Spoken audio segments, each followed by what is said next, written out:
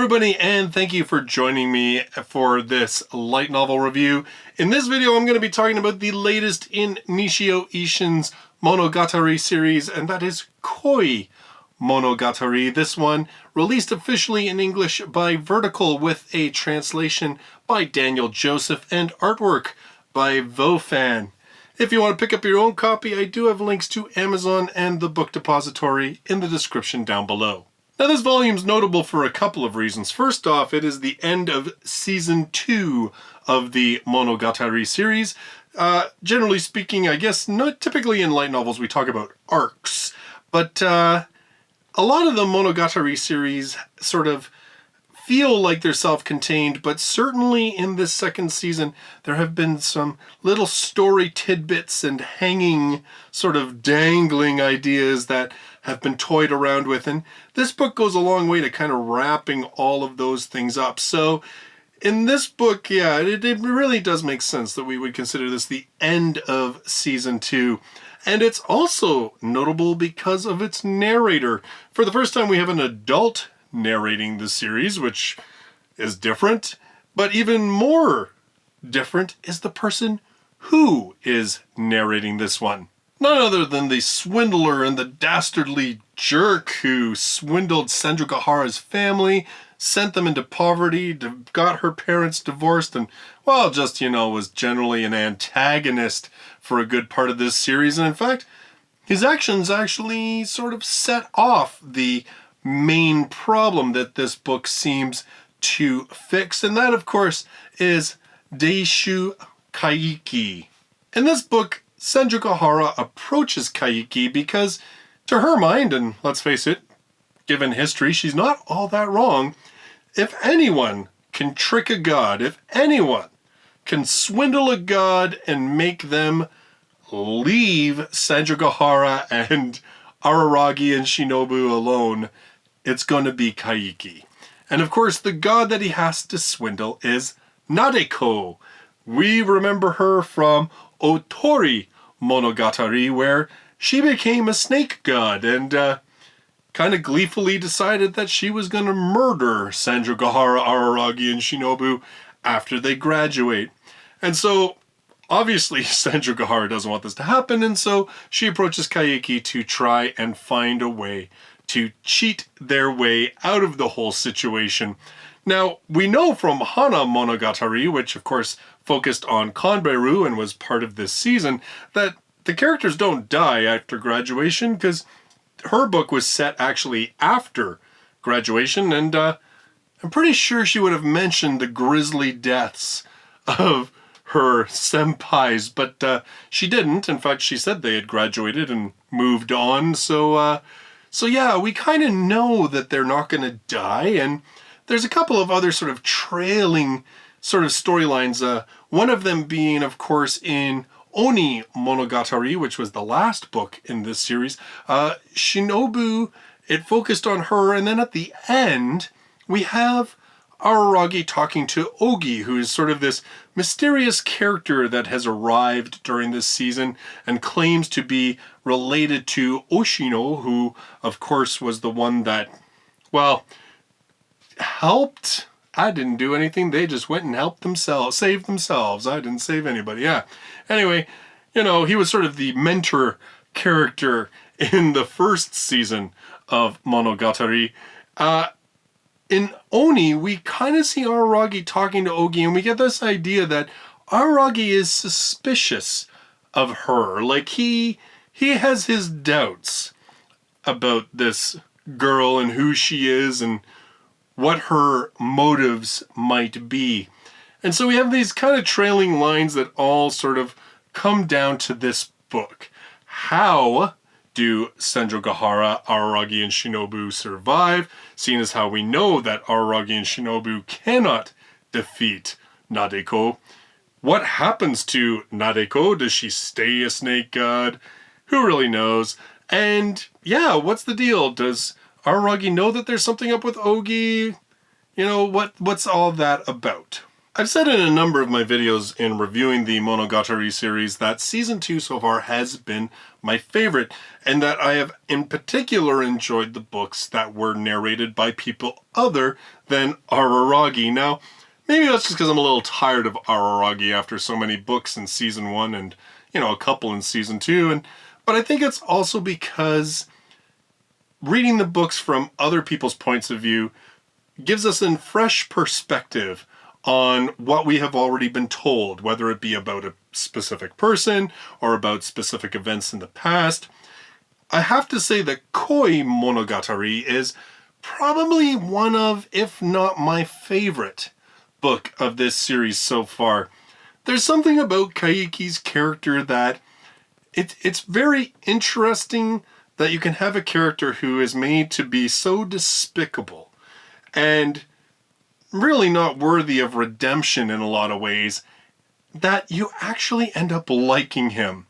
And in some ways, you begin to start questioning just how bad a person is he really? Like the other books that have featured narrators other than Araragi, this book casts into doubt a lot about what we know in terms of this character, what we've been told in terms of this character and his motivations and everything else. It's interesting in the end of this book, in the afterward, because Nisioisin talks about how the book is filled with liars. And I mean, really, primarily this book features Kaiki, obviously, Sanjugahara, and Nadeko. And I mean, it has some cursory appearances from other members of the Monogatari cast, but really, it's those three characters that make up the bulk of this book. And it is so true that they are liars. But what I find really fascinating about this book, and what I found entertaining, was just how much of that was them lying to themselves as opposed to lying to others. There's also a really different feel to this book.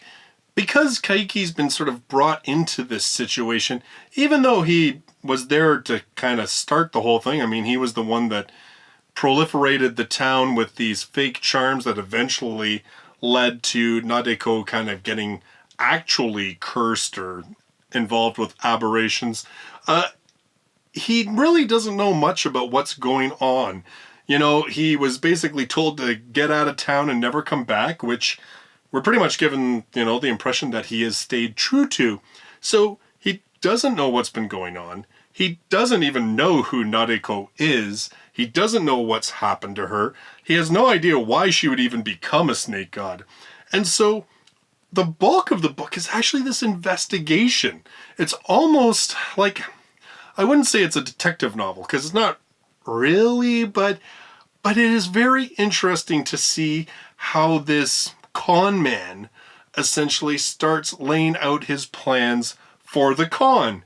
And in terms of the investigation work that he's doing to learn about who this person is and what her motivations are and how can he approach her in a certain way that will gain her trust, get on the right side of her, and eventually allow him to figure out a way to convince her to leave Sanjugahara, Araragi, and Shinobu alone.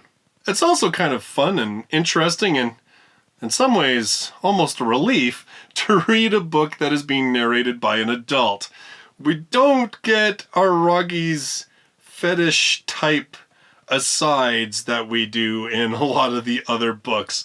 And really, it's kind of interesting because when you think about it, or like when I think about it, Sanjugahara has not really featured heavily in these books ever since we were told that she had changed. She's been here and there and stuff, but I never really have felt that we've gotten insights into who she was and who she has become and how those changes have come about. And this one, it's kind of interesting because it's a character who is evaluating himself. It is a character who is investigating and evaluating this girl that he has absolutely no idea about who she is. All he knows is that she is now powerful and dangerous. And it's also him sort of evaluating this girl that he's known for quite some time and watched sort of go through different phases of her life to the woman that she has become now.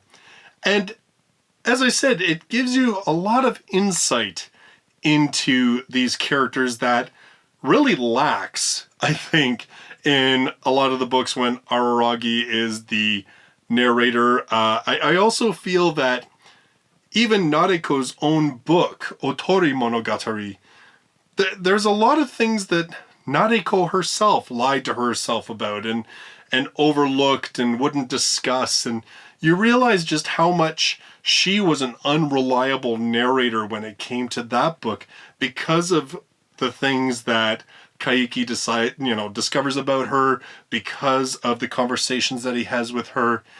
Again, it's this really interesting sort of lens to reevaluate some of the stuff that we have seen and some of the things that we've been told.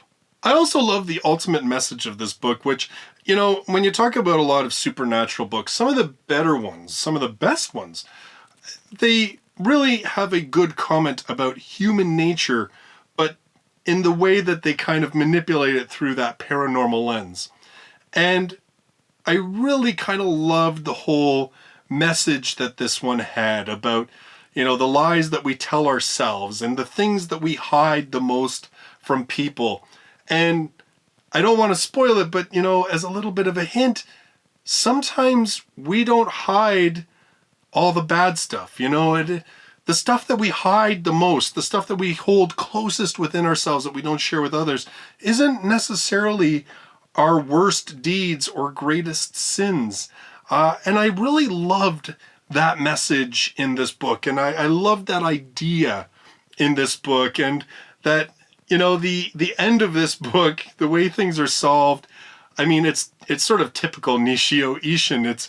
There's lots of sort of violence and everything else, but it really just comes down to self-evaluation and self-acceptance in a lot of ways. And I just really felt that, like, through this book, there was a real great journey with Kaiki in terms of a character. And as I said, it was neat to have a character that we had such a negative view of and who really we had no reason to like him, and to follow this journey through this book and learn more about him and, the lies he tells himself and the things that he says to himself and the things that he believes or maybe doesn't believe. I mean, right from the beginning, he tells us that we shouldn't trust a single thing that he says. And it's just a really great character book. And as I said, it's kind of funny because in a lot of Monogatari, there are a lot of discussions that sometimes seem like nonsense, or, you'll get the odd little kernel that you're like, oh, well, that's relevant to what's going to happen later on. But there's a lot of times where you're just kind of like, Nisioisin's just having fun. He's just writing this because he feels like it. This one never really feels like that. This one, the conversations are all fairly revelatory in terms of Kaiki himself, Sanjukahara, or Nadeko, or even sort of like the trio of like Oshino, Gaien, and them. Like, there's just so much stuff going on in this book that I really felt myself pulled into it. I was really invested in it. And like I said, I think that slightly sort of investigative, almost like investigative journalism style to it, finding out ways to find out more about this girl when you have zero relation with anybody, having to be careful not to be discovered by people who might recognize you. There's just a lot of really good stuff in this book that really just kind of like kept me engaged for the entire thing. And like I said, in the end, turned out to be one of my favorites of the series so far. So those are my thoughts on Koimonogatari. My next review will be on volume number 1 of I Shall Survive Using Potions. This one actually by the author of Didn't I Say to Make My Abilities Average in the Next Life? That'll be my next review. Until then, thank you so much for joining me in this video, and I look forward to seeing you in any of my future ones. Till then, bye-bye for now.